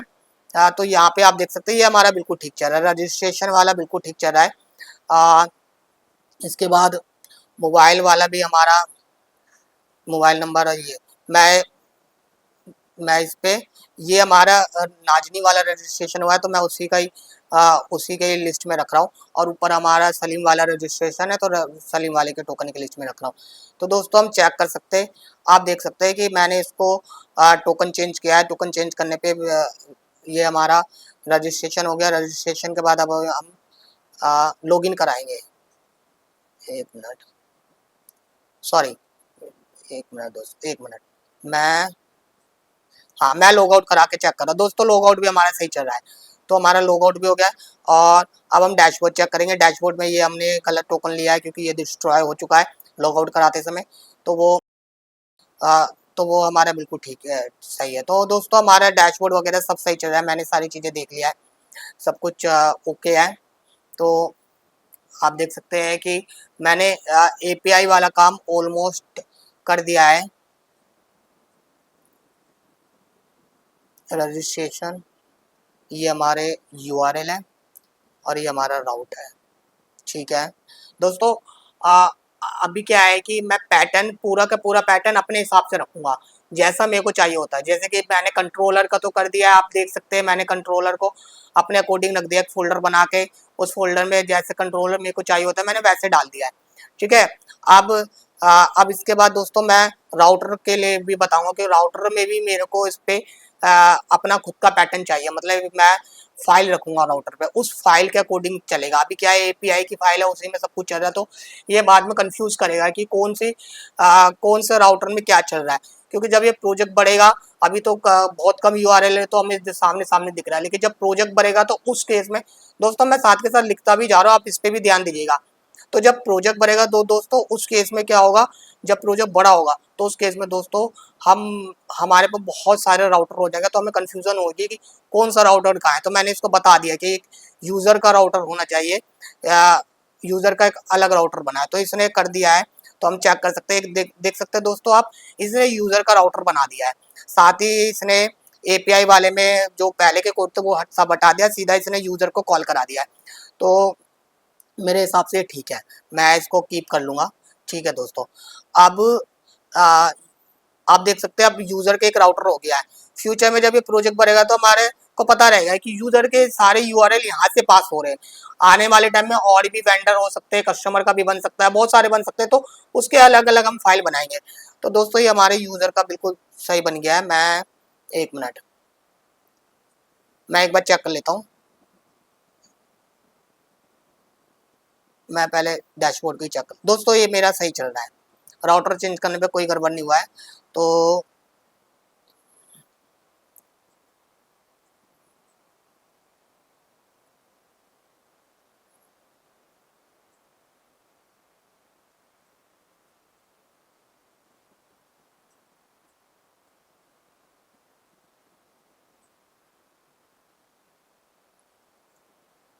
यूजर की फाइल इसने जो बनाया है ना, मुझे कुछ, हाँ इक्रोन एपीआई, मुझे ये डाउट था कि ये ना यूजर की फाइल तो बन गई है, लेकिन यूजर की फाइल दोस्तों मेरे पैटर्न के हिसाब से बने। अब ये बिल्कुल डिफाइन हो गया कि मैंने ही बनाया है, मैंने इस पर क्रोन डाल दिया है, तो ये बिल्कुल ठीक है। पहले मैं इसको कमेंट में बताया था, बट मैंने कहा छोटी सी चीज़ को कमेंट में बताने की जरूरत नहीं, मैं यहीं से चेंज कर दूंगा। तो मैंने यहाँ से यूज़र का वो कर दिया। मेरे को अगर मैं इसको ये वाली फाइल का नाम लिख के देता तो यही वाली फाइल बना देता। तो दोस्तों हमें प्रॉम्प्ट में सारी चीज़ें देख के करनी पड़ती है, इस चीज़ का हमेशा ध्यान रखना। माई ऑल एपीआई रिस्पॉन्स, मैं इसको और बता देता हूँ, शुड भी। अब दोस्तों मैं रिस्पॉन्स की बात करूँ, रिस्पॉन्स भी मेरे हिसाब से आना चाहिए, क्योंकि मैं हमेशा स्टेटस यूज़ करता हूँ। स्टेटस अगर 1 होता है तो मैं समझ जाता हूँ कि ये सक्सेस है, और 0 होता है तो ये सक्सेस नहीं है। इस वजह से मैं मतलब 200 तो मैं अपने हिसाब से रिस्पॉन्स को भी मैं कर रहा हूँ, ताकि फ्रंट एंड में भी मेरे को काम करने में ज़्यादा मुश्किल ना हो। इस वजह से मैं रिस्पॉन्स को भी अपने अकॉर्डिंग कर रहा हूँ, जो मेरा पैटर्न है रिस्पॉन्स का। तो दोस्तों आप देख सकते हैं इसने रिस्पॉन्स भी बिल्कुल वैसे ही कर दिया जैसा मेरे को चाहिए होता है। इसने रिस्पॉन्स भी बिल्कुल कर कर दिया है, हाँ ठीक किया है। आप देख सकते हैं ये पुराना वाला इसने हटा दिया है और इसने सक्सेस के केस में हमें जैसा रिस्पॉन्स चाहिए होता है इसने वैसे वैसे सारे की को पास कर दिया रिस्पॉन्स के केस में। तो ये ऑलमोस्ट मेरे हिसाब से ठीक है। हाँ हाँ हाँ ठीक है ठीक है ठीक है, अलाउ करेंगे पहले। दोस्तों ये अलाउ इसलिए करवाता है, ये भी अपने हैंड पे चेक करता है, करता है अपने हैंड पे चेक करके उसको फिर आगे अगर कुछ गड़बड़ होता है तो वो आगे वो उसको रीराइट करता है। तो दोस्तों हमने अलाउ करके हमने इसको कीप भी कर दिया। तो दोस्तों हमारे रिस्पॉन्स वाला भी काम हो गया। अब हम एक बार रिस्पॉन्स को चेक कर लेते हैं। तो आप देख सकते हैं, एक मिनट, ये रजिस्ट्रेशन में नाम वगैरह ये क्या है दोस्तों, ये वो वाला एरर है नाम। हाँ तो अगर हम इस यहाँ पे बात करें, यहाँ पे तो सही आ रहा है, स्टेटस आ गया, ये आ गया, डाटा आ गया, हमारे यहाँ पे बिल्कुल ठीक आ रहा है।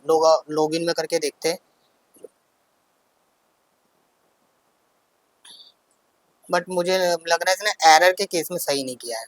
यहाँ पे भी ठीक है, हाँ हाँ ये ठीक है, बिल्कुल ठीक है, जीरो कर दिया एरर के केस में, ये भी ठीक है। हाँ मैसेज भी आ गया, डाटा में खाली कर दिया है, डाटा को लूप में रखा, बिल्कुल ठीक है। रेस्पॉन्स इसने मेरे जैसा ऑलमोस्ट कर दिया है दोस्तों, ठीक है। ये टोकन को हम अपने पास गेट कर देंगे। टोकन को मैं हमेशा अपने पास इकट्ठा कर लेता हूँ कि बाद में जब हम बहुत सारी चीज़ें चेक करते हो तो हमारे पास टोकन की कमी पड़ जाती है। तो इसने दोस्तों लॉगिन के केस में तो सही किया है, लेकिन एक जगह है ना, मुझे लग रहा है इसने कहीं पे गड़बड़ कर रखा है। लॉगिन तो मैं करा रहा हूँ वहाँ पे ठीक है, यहाँ पे भी ठीक है, लेकिन जब रजिस्ट्रेशन में जो एरर आ रहे हैं ना दोस्तों, तो रेस्पॉन्स मेरे जैसा नहीं। आप देख रहे हैं मैसेज के बाद डाटा आना चाहिए, तो मैं इसको यही वाली बात बता देता हूँ, दिस रिस्पॉन्स पैटर्न, मैंने इसको कोड एरर भी बता दिया है, विच अलाउ फ्रॉम लैरावेल साइट, ठीक है। मैंने इसको बताया लैरावेल के साइट की तरफ से, बट ये रिस्पॉन्स मेरे जैसा नहीं है, तो मैंने इसको बता दिया कि रिस्पॉन्स को मेरे अकॉर्डिंग ही करना है।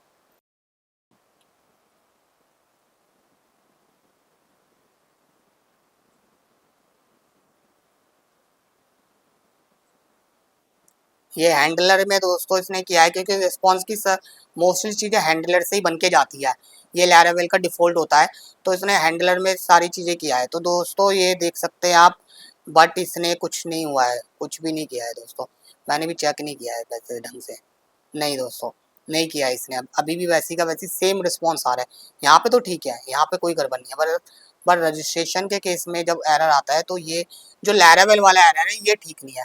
मैं इसको ये फिर से भेज देता हूँ, हैंडलर में ही किया है इसने, मैं स्टिल शोइंग लैरावेल पैटर्न, मैं इसको बता रहा हूँ अभी भी लैरावेल का पैटर्न शो हो रहा है, हैंडलर में ही करना है इसको। ये सारी चीज़ें हैंडलर से कंट्रोलर होती है, इससे हमेशा ध्यान रखना दोस्तों। लैरावेल अगर आपने नहीं पढ़ी तो उसको थोड़ा पढ़ लीजिएगा, हैंडलर से किया है, करना है। अभी भी यार नहीं किया है क्या अभी भी इसने, एक मिनट, किया तो इसने हैंडलर में सारी चीज़ें वैलिडेट कर दिया, नहीं अभी भी नहीं आ रहा हमारा दोस्तों। मेरा को पायलट का भी काफ़ी यूज हो गया है, 32% हो गया है, बट ये प्रोजेक्ट कंप्लीट करते करते 100% हो जाएगा। नथिंग हैपेंड, मैं इसको बता देता हूँ भाई अभी कुछ नहीं हुआ है, ठीक है। मैं इसको मैंने इसको बता दिया भाई अभी कुछ नहीं हुआ, कीप करो। अच्छा ये हैंडलर में इसने एक चीज़ डाल दिया है अब, हाँ दोस्तों अब ये बिल्कुल मेरे हिसाब से दे दिया मैसेज डाटा, अब बिल्कुल ठीक। दोस्तों ये जो पैटर्न था ना लैरावेल का डिफॉल्ट पैटर्न था, तो इसको थोड़ा हैंडलर में लैरावेल की फाइलों पे करना पड़ता है, तो थोड़ा देख के करना पड़ता है। तो ये तो मैंने को पायलट की हेल्प से ये सारी चीज़ें किया। अगर मैं इसको मैनुअली करता तो मेरे को बहुत टाइम लग जाता, बट मैं मैनुअली भी इसको कर देता, क्योंकि दोस्तों मैं पहले जब को पायलट नहीं था तो सारी चीज़ें मैं मैनुअली ही करता था। तो हैंडलर भी इसने कर दिया, हैंडलर से हमारा दोस्तों हमारा जो रिस्पॉन्स का जो पैटर्न है वो हमारे अकॉर्डिंग हो गया, तो ये बिल्कुल ठीक है। अब दोस्तों क्या हो रहा है, अनऑथेंटिकेशन की में ये एक मैसेज दे रहा है, बट मैं चाहूँगा कि यहाँ पे भी सेम मेरे जैसा रिस्पॉन्स हो। दोस्तों आप देख रहे हैं कि पहले मेरे को पूरा पैटर्न अपने अकॉर्डिंग करना पड़ रहा है, मैं पहले पूरा पैटर्न अपने अकॉर्डिंग करूंगा, उसके बाद ही मैं आगे काम करूंगा। ऐसा नहीं कि किसी भी पैटर्न पे मैंने काम कर लिया बाद में दिक्कत होने लगे, नहीं दोस्तों, बाद में कोई प्रॉब्लम नहीं होनी चाहिए। इसी वजह से मैं पहले अपने ही पैटर्न के हिसाब से सब कुछ रखूंगा। मैंने इसको ऑथेंटिकेशन का भी बता दिया है कि ऑथेंटिकेशन का भी रिस्पॉन्स मेरे जो मेरा रिस्पॉन्स आ रहा है वैसे ही होना चाहिए, क्योंकि दोस्तों ये सब कुछ जब एक जैसा रहेगा तो फ्रंट एंड करने में कोई दिक्कत नहीं होगी। तो आप देख सकते हैं दोस्तों ऑथेंटिकेशन का भी इसने कर दिया है, जैसा मेरे को चाहिए था वैसा कर दिया। इनवैलिड क्रेडेंशियल्स, आप देख सकते हैं अभी ऑथेंटिकेशन गलत आया था, अब आ गया लोअर सक्सेसफुली। अब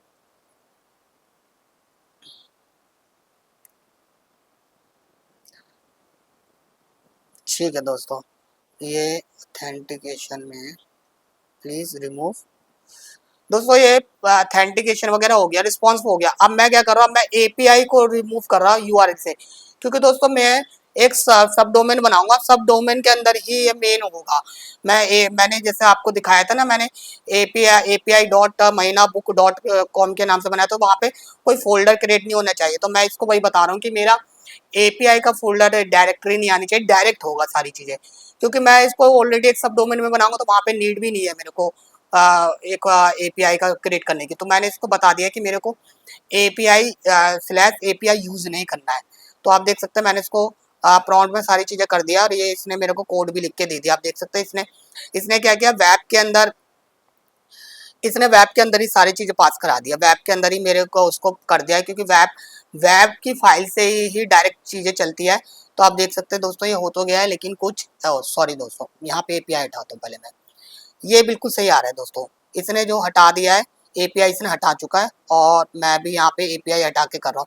दोस्तों आप समझ सकते हैं ना मैंने एपीआई क्यों हटाया है, मेरे को एपीआई की नीड नहीं है। दोस्तों ये लॉग आउट में कुछ गड़बड़ कर रहा है, एक मिनट दोस्तों मेरे को चेक करने दीजिए। मेरे को ना दोस्तों पहले मैं सारी चीजें एक बार क्रॉस चेक जरूर करता हूँ कि कहीं से कोई गड़बड़ तो नहीं है, कहीं से कोई दिक्कत तो नहीं है।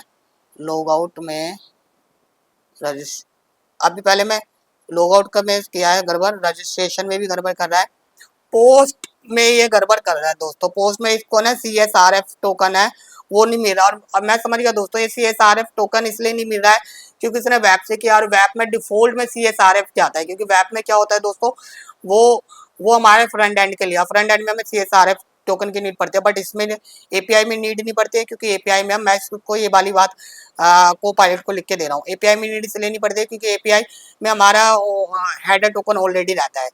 तो दोस्तों मैं सारी चीजें को पायलट से इसलिए कर रहा हूँ ताकि आप लोगों को पायलट की नॉलेज भी अच्छे से हो जाए। मैं आप देख सकते हो दोस्तों, अब इसने क्या किया है, इसने CSRF को इसने अलग से डिफाइन कर दिया है। तो आप देख सकते हैं दोस्तों अब ये हमारा बिल्कुल सही चल रहा है। अब पोस्ट वाला सही चल रहा है, क्योंकि अब हमारे को CSRF की जरूरत नहीं है। वो जो टोकन जो डिफॉल्ट टोकन होता है लैरावेल का जो फ्रंट एंड के लिए होता है, तो वो मैंने इससे हटवा दिया है, तो इसने वहाँ पे मेंशन कर दिया कोड में, आपने देखा होगा। ठीक है दोस्तों, ये आप देख सकते हैं ना, मिडलवेयर को इसने विदाउट मिडलवेयर इसने कर दिया, एपीआई को विदाउट मिडलवेयर कर दिया। यहाँ पे देख सकते हैं CSRF को हमने विदाउट उसमें क्लास लगा के एक ऑब्जेक्ट लगा के कर दिया है, ताकि ये अब वेब में मिडलवेयर ना ले, क्योंकि दोस्तों अब मेरे को वेब की जरूरत नहीं है। मैं सिर्फ एपीआई पे काम कर रहा हूँ। आई वॉन्ट स्टैटिक ऑथेंटिकेशन, सारा चीज हो गया, लेकिन स्टैटिक ऑथेंटिकेशन अभी भी बाकी है, और वो मेरे हिसाब से ज़्यादा जरूरी है। तो स्टैटिक ऑथेंटिकेशन को भी हम रख देते हैं। यानी ये दोस्तों ये क्या है, ये हमारे एपीआई को और भी सिक्योर करता है। यानी कि जब भी एपीआई हिट होगी तो एक जो स्टैटिक की होगी, एक ऑथेंटिकेशन मैंडेटरी होगी, चाहे कोई सी भी एपीआई हम करेंगे एक ऑथेंटिकेशन मैंडेटरी होगी। तो इसने वो ऑथेंटिकेशन इसने बना दिया है। तो ये मैं इसलिए रखा हूँ ताकि हमारी एपीआई और ज़्यादा सिक्योर हो। यानी कि हम स्टैटिक एपीआई भी, यानी कि लॉगिन रजिस्टर का भी एपीआई यूज़ करते तो ऑथेंटिकेशन की नीड होगी। यानी कि फ्यूचर में अगर हम ये एपीआई किसी फ्रंट एंड डेवलपर को देते हैं, बाद में प्रोजेक्ट कंप्लीट हो जाता है, तो हम जब उससे हैंड ओवर ले लेते हैं तो क्या होता है कि हम स्टैटिक की को चेंज भी कर देते हैं। तो उससे क्या होता है, वो एपीआई फिर फ्रंट एंड डेवलपर के किसी काम की नहीं होती है, क्योंकि वो फिर एरर आता है। तो दोस्तों इसने सारी चीज़ें बना दी है। आप देख सकते हैं दोस्तों इसने साथ के साथ मुझे बता भी रहा है कि मैंने क्या काम किया है ऑथेंटिकेशन में। ये कुछ गड़बड़ कर दिया है दोस्तों, मैं ये वाला कोड नहीं लूँगा। इसने कुछ CSRF को करके किया है, इसने कुछ गड़बड़ किया है। मेरे को ये वाला नहीं चाहिए। मैं अब इसको है ना अच्छे से इसको एक्सप्लेन करूँगा। इसने ना इसी कारण दोस्तों पहले आप अच्छे से कोड को देख लीजिएगा, डायरेक्ट अप्लाई मत कीजिएगा। मैंने पहले भी आपको बताया था, कोड को बढ़िया से देख के काम करना है, हमें डायरेक्ट कोई भी चीज़ को अप्लाई नहीं करनी है।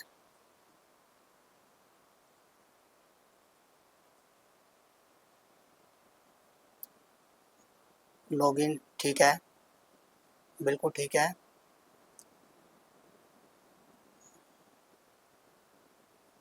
हमें ऑथेंटिकेशन चाहिए। अब हम दोबारा एक प्रॉम्प्ट और लिखते हैं।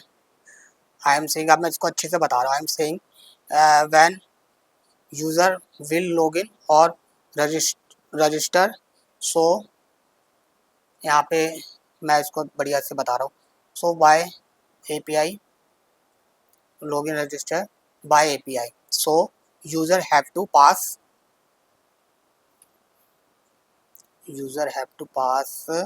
auth key, okay, auth key in header, that auth will be static।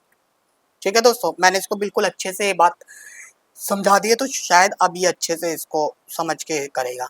तो दोस्तों आप देख सकते हैं मैं को पायलट को किस तरीके से यूज़ कर रहा हूँ। आप भी को पायलट को यूज़ करेगा। आज के टाइम में को पायलट की वजह से हमारा प्रोजेक्ट बहुत जल्दी बन जा रहा है।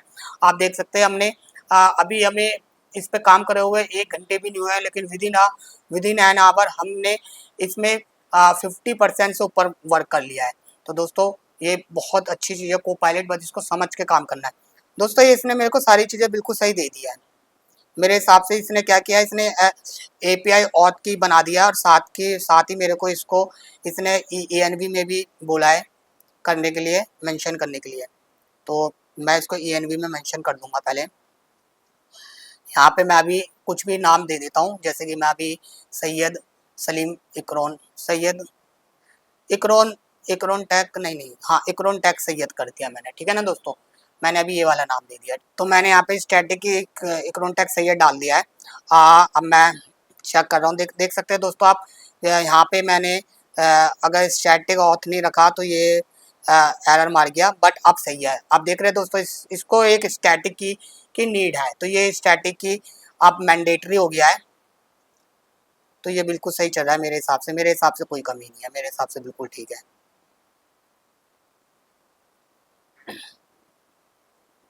43% अब तक हमने यूज़ कर लिया है दोस्तों।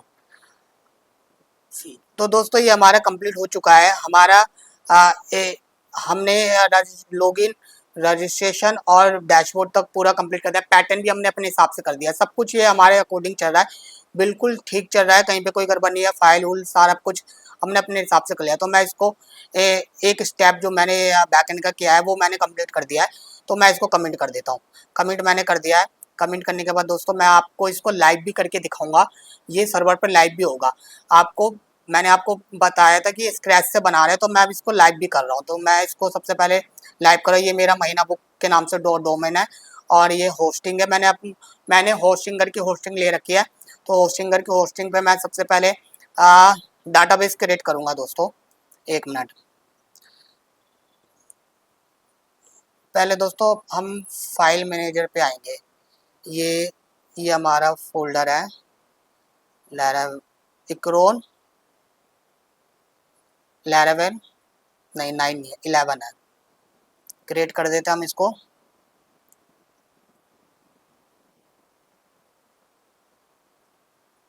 ठीक है, ये एम्प्टी फोल्डर है, बिल्कुल ठीक है। मैंने फोल्डर बैकएंड पे फोल्डर मैंने क्रिएट कर दिया और ये सारी फाइलें हमारी जाने वाली है पब्लिक को छोड़ के। पब्लिक अलग जगह जाती है। ठीक है दोस्तों, पब्लिक को हम नहीं करेंगे, पब्लिक को हम अलग जगह स्टोर करेंगे। ये सारी फाइलें हमारी जाएंगी और ये मैंने वो कर दिया। दोस्तों मेरे को एक इस पर सब डोमेन बनाऊंगा मैं डायरेक्ट उस पर नहीं करूँगा। मैं पहले सब डोमेन बना रहा हूँ। ये सब डोमेन बनाना जरूरी है, इकरोन महीना बुक .com, क्योंकि मैंने आपको पहले भी बताया था मैं सब डोमेन बना के करूँगा, मैं डायरेक्ट उस पर नहीं करूँगा। उस पर हमारे सिर्फ रिएक्ट का प्रोजेक्ट जाएगा, जो हमारा मेन URL है। उस पर सिर्फ हमारा जो फ्रंट एंड है वो जाएगा। बैकएंड में सब डोमेन में बनाया, सब डोमेन मेरा इकरोन के नाम से। ये बैकएंड हो गया मेरा, SSL इंस्टॉल हो रहा है, SSL भी इंस्टॉल हो गया है। तो हमारा जो URL है वो बिल्कुल सही है। आपने देखा होगा URL मैंने खोल कर भी चेक लिया, वो बिल्कुल ठीक है, ये हमारा यूआरएल भी आ रहा है। तो अब मैं फिर से एक बार फोल्डर को क्रिएट कर लेता हूँ। वो मैंने वहाँ पे क्रिएट किया था बट मैंने उसको डिस्ट्रॉय कर दिया है। वो मेन पे हमें रखना नहीं है ना, मेन पे तो हमारा मेन यूआरएल जाएगा। और ये मैं यहाँ पे इसको अपलोड कर दूंगा जो मैंने बनाया है। ये देखो दोस्तों, मेन को मैं डिस्ट्रॉय कर दिया हूँ, ठीक है ना, ताकि कोई कंफ्यूजन ना हो। मेन पे हमारा सिर्फ फ्रंट एंड जाएगा, ये बैक एंड है, तो बैक एंड के लिए हम अलग यूआरएल यूज कर रहे हैं। तो सलीम के नाम से मैंने इसको अपलोड कर दिया है, ये अपलोड हो रहा है दोस्तों, अपलोड होने देते हैं इसको। दोस्तों ये सारी चीज़ों पे भी हमें ध्यान रखना है, कहीं से कोई गड़बड़ ना हो। ये मैं यहाँ पे एक महीना बुक के नाम से मैंने एक फोल्डर बनाया है, और उस महीना बुक के फोल्डर के अंदर ये एक्सट्रैक्ट होना है। क्या शायद ये हुआ नहीं, तो महीना बुक, अच्छा ये किया नहीं था, अब कर दिया इसने, ठीक है दोस्तों। ये जिप की जरूरत नहीं है, जिप को मैं डिलीट मार दूंगा, क्योंकि रख के कंफ्यूज नहीं करना अपने आप को फ्यूचर में। तो ये आप हमारा फाइलें वगैरह सारी आ गई है। अब हम डाटाबेस क्रिएट करेंगे दोस्तों। डाटाबेस मैंने क्रिएट कर लिया है, डाटाबेस को मैंने क्रिएट कर लिया यहाँ से। और क्रिएट करने के बाद, ओ सॉरी दोस्तों, मैं क्रिएट, ये हो गया हमारा डाटाबेस क्रिएट हो गया, सॉरी दोस्तों, डाटाबेस मैंने क्रिएट कर लिया है। और ये हमारा PHP माई एडमिन है डाटाबेस का, ये हमारा डाटाबेस का SQL है, ठीक है। SQL पे हम इंपोर्ट करेंगे, सबसे पहले हम डाटा जो हमारा डाटाबेस है उसको इंपोर्ट करेंगे। तो हम लोकल से डाटाबेस निकालेंगे। ये हमारा माई SQL का जो सॉफ्टवेयर है, हम यहाँ से वर्क बेंच से हम डाटा को पहले एक्सपोर्ट करेंगे, ठीक है। वर्क बेंच हमने खोल लिया है, यहाँ से हम डाटाबेस को एक्सपोर्ट करेंगे। तो पहले मैं डाटाबेस को एक्सपोर्ट कर लेता हूँ आपके सामने।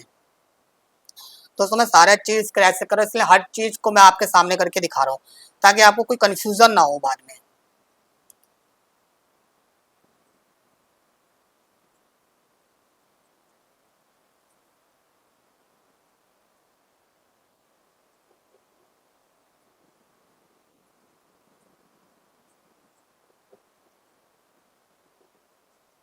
ये हमने एक्सपोर्ट कर लिया है, और एक्सपोर्ट करने के बाद इसको हम इंपोर्ट करेंगे हमारे डेटाबेस में। ये हमारा सर्वर का डेटाबेस है, यहाँ पे हमने इंपोर्ट कर लिया। आप देख सकते हैं सारी टेबल वैसी की वैसी आ गई जैसे हमें चाहिए थी, ठीक है दोस्तों। तो ये बिल्कुल ठीक हो गया हमारा। अब दोस्तों माइग्रेशन से भी कर सकते थे, बट वो लेंथी प्रोसेस था, उसको मैंने यूज नहीं किया, मैंने डायरेक्ट वो कर लिया। जब हमारे पास सर्वर की ज़्यादा वो नहीं रहती है, कहने का मतलब ये है कि क्लाइंट की तरफ से हमारे पास सर्वर की परमिशन नहीं रहती, तो हमें वहाँ पे माइग्रेशन यूज़ करना पड़ता है, क्योंकि सर्वर की परमिशन नहीं रहती तो हमें माइग्रेशन से करना होता है सारी चीज़ें। बट यहाँ पे सब कुछ है दोस्तों। ये पब्लिक का फोल्डर है, मैंने आपको बताया था पब्लिक का फोल्डर हम वहाँ पे नहीं करते। जो एक तो रूट फोल्डर बनता है लैरावेल का, वो मैंने बना दिया है इक्रोन लैरावेल 11 के नाम से। अब ये पब्लिक का फोल्डर वहाँ होता है जो हमारा मेन डोमेन जहाँ पे होता है। तो मेन डोमेन हमारा पब्लिक के अंदर है, तो यहाँ पे पब्लिक का फोल्डर है। तो ये पब्लिक के फोल्डर को मैं एक्सट्रैक्ट कर देता हूँ दोस्तों। ये आप देख सकते हैं, आपको लाइव करने का भी एक नॉलेज हो जाएगी, आप लाइव भी करना सीख सकते हैं।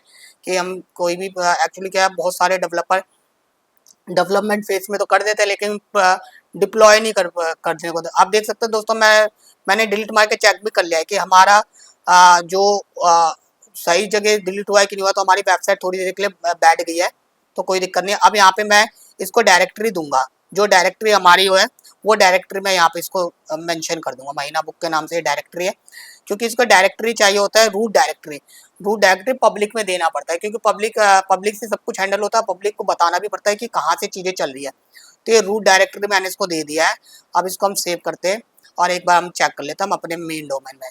तो यहाँ पे दोस्तों मैंने ना वो नहीं दिया था।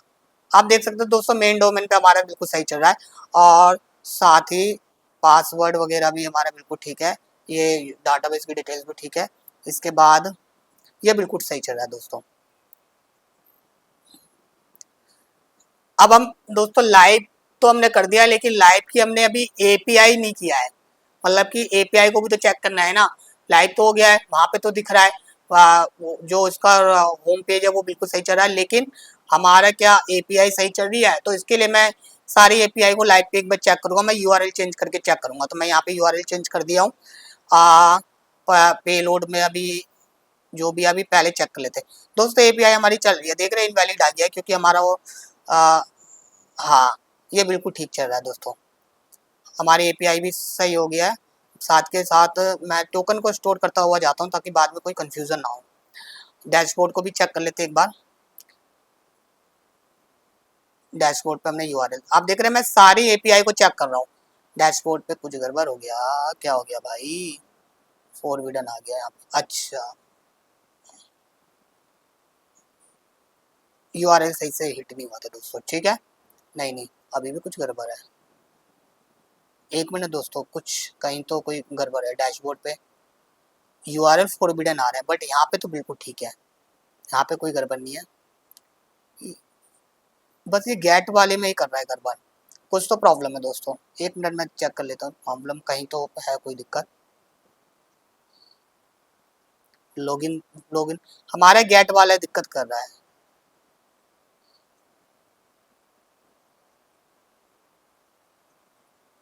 मैं ना पहले ये लोकल के जो है ना उसको मैं डिलीट मार रहा हूँ ताकि कोई कंफ्यूजन ना हो।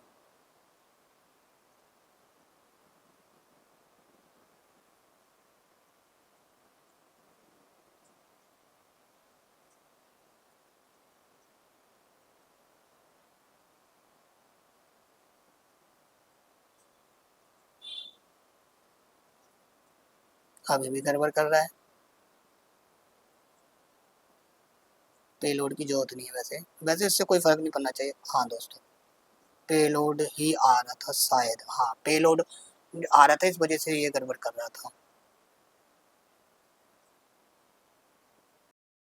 की गलत है।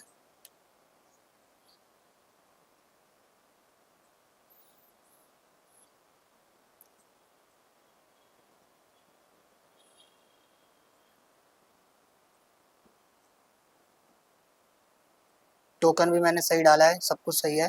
कहीं ओ दोस्तों, ये ऑथ की मैंने नहीं डाली है। ऑथ की में दिक्कत है, टोकन वगैरह सही है। ये टोकन तो ठीक है। अभी भी की गलत आएगा, ठीक है। एक मिनट,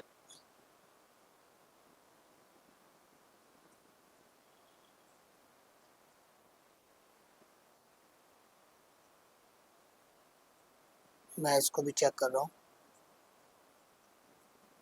लॉग आउट को भी मैंने चेक किया है। इसमें भी टोकन है, कुछ गड़बड़ है। हाँ, ठीक है।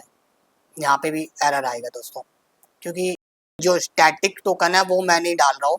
मैं इसको अभी ऐसे ही चेक कर रहा हूँ। स्टैटिक टोकन के बिना ये एरर आ रहे हैं, बिल्कुल ठीक चल रहा है दोस्तों। ये स्टैटिक स्टैटिक टोकन मैंने डाले नहीं है, अभी भी एरर आएगा। बिल्कुल सही है, स्टैटिक टोकन डालने पर ये ठीक होना चाहिए। एक मिनट दोस्तों, ये रहा स्टैटिक टोकन। ये वाला स्टैटिक टोकन मैंने नहीं डाला था, इसलिए एरर आ रहा था। मैं पहले भी इसको देख लेता, बट मैं कुछ और चेक कर रहा था। ये बिल्कुल ठीक हो गया दोस्तों। आप देख सकते हैं हमारा एपीआई वगैरह बिल्कुल सही हो गया है, कोई दिक्कत नहीं है दोस्तों। ये बिल्कुल ठीक है। तो दोस्तों हमारा ये कंप्लीट हो गया है। लॉगिन, लॉग आउट और डैशबोर्ड, यहाँ तक हमने कंप्लीट कर लिया है। नेक्स्ट वीडियो में बाकी जो एपीआई क्रिएट करनी है वो मैं आपको नेक्स्ट वीडियो में करके दिखाऊंगा। तो दोस्तों यहाँ तक हमारा ये बिल्कुल ही कंप्लीट हो गया है। मैं साथ के साथ चेक भी कर रहा हूँ, सब चीज़ को मैं चेक कर रहा हूँ। चेक भी करके एक बार देख लेता हूँ कि ठीक चल रहा है कि नहीं चल रहा है। बिल्कुल सही चल रहा है दोस्तों। ये मैं दूसरा क्रेडेंशियल भी क्रिएट करके देख रहा हूँ। और ईमेल ईमेल गलत चली गई। ईमेल को भी मैं कुछ डाल देता हूँ, कुछ भी ईमेल डाल देता हूँ। हाँ, ठीक है दोस्तों, मैंने दूसरा क्रेडेंशियल भी क्रिएट कर लिया है। फ़ोन नंबर गलत चला गया। तो ये मेरे हिसाब से दोस्तों ये बिल्कुल ठीक जा रहा है।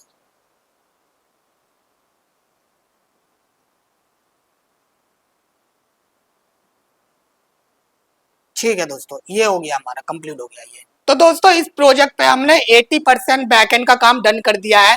आप देख सकते हैं मैंने इसमें 80% वर्क डन हो गया, यानी कि हमने पैटर्न भी क्रिएट कर दिया है, लॉगिन लॉग आउट और डैशबोर्ड की एपीआई भी हमने क्रिएट कर दिया है। साथ ही हमारा जो पैटर्न है, रिस्पॉन्स है, जो ऐसा हमें पैटर्न चाहिए होता है वो सारे चीज मैंने इस पे कंप्लीट कर दिया। बाकी इसमें जो थोड़ा सा काम बच गया, बाकियों की जो एपीआई बनानी है, तो उसमें कोई बड़ा काम नहीं, छोटा सा काम है।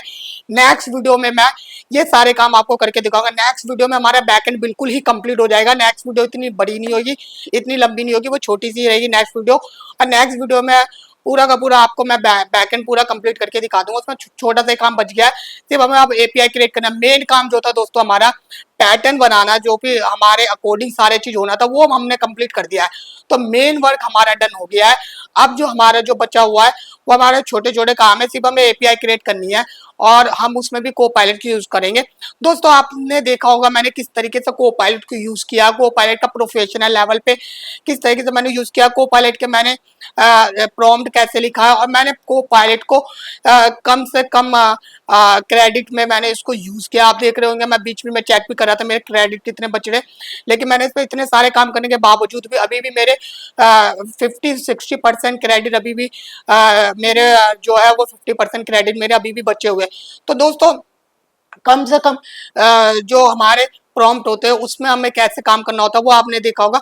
तो दोस्तों प्रोफेशनलिटी इसी में होती है, क्योंकि दोस्तों आने वाले टाइम में क्या होगा, आने वाले टाइम में कोपायलट इतना महंगा होने वाला है, जो हमारे एआई का जो एआई के टूल्स है वो इतने महंगे हो जाएंगे कि एक डेवलपर की सैलरी से ज्यादा कॉस्ट उसकी हो जाएगी। इसी वजह से एक अच्छा डेवलपर वही मार्केट में रह पाएगा, डेवलपर जो कोपायलट को प्रोफेशनल तरीके से यूज करे, कम से कम प्रॉम्प्ट में ज्यादा से ज्यादा काम कर सके, प्रोजेक्ट को क्रिएट कर सके। और दोस्तों आप देख रहे होंगे मैं इस प्रोजेक्ट को स्क्रैच से बना रहा हूँ, और स्क्रैच से मैंने हर चीज को एक एक करके आपको बताया है। मैंने इसमें आपको कोपायलट भी यूज करके दिखाया है, मैंने आपको इसमें गिटहब भी यूज करके दिखाया है, मैंने इसको लाइव भी करके दिखाया है, सर्वर पे मैंने इसको लाइव भी किया। आपने देखा होगा कि मैंने सर्वर पे कैसे लाइव किया, साथ ही मैंने पोस्टमैन पे एपीआई को भी क्रिएट किया है। सारी चीजें मैंने आपको इस प्रोजेक्ट पे करके दिखाई। जितनी भी बातें मैं आपको पहले बताता पहले की वीडियो में, उसमें से बहुत सारी चीजें मैंने इस प्रोजेक्ट में आपको कवर करके दिखाया। तो दोस्तों आप मेरी सारे इन प्लेलिस्ट के साथ बने रहिएगा, और भी चीजें इस प्रोजेक्ट में आने वाली है। अभी नेक्स्ट वीडियो में हम बैक एंड कंप्लीट कर देंगे, इसके बाद जो अब वीडियो आएगी वो फ्रंट एंड की आएगी। फ्रंट एंड हम इसका रिएक्ट जेएस में बनाएंगे, और रिएक्ट जेएस को आप देखिएगा मैं उसको भी कोपायलट यूज करूंगा, और किस तरीके से मैं इसका फ्रंट एंड को कंप्लीट करूंगा। आप हमारे साथ बने रहिएगा उन वीडियो के साथ भी। दोस्तों अगर आपको वीडियो पसंद आए तो इसे लाइक करें, चैनल को सब्सक्राइब करें। मिलते हैं दोस्तों हमारी नेक्स्ट वीडियो के साथ, जब तक के लिए बाय बाय, टेक केयर।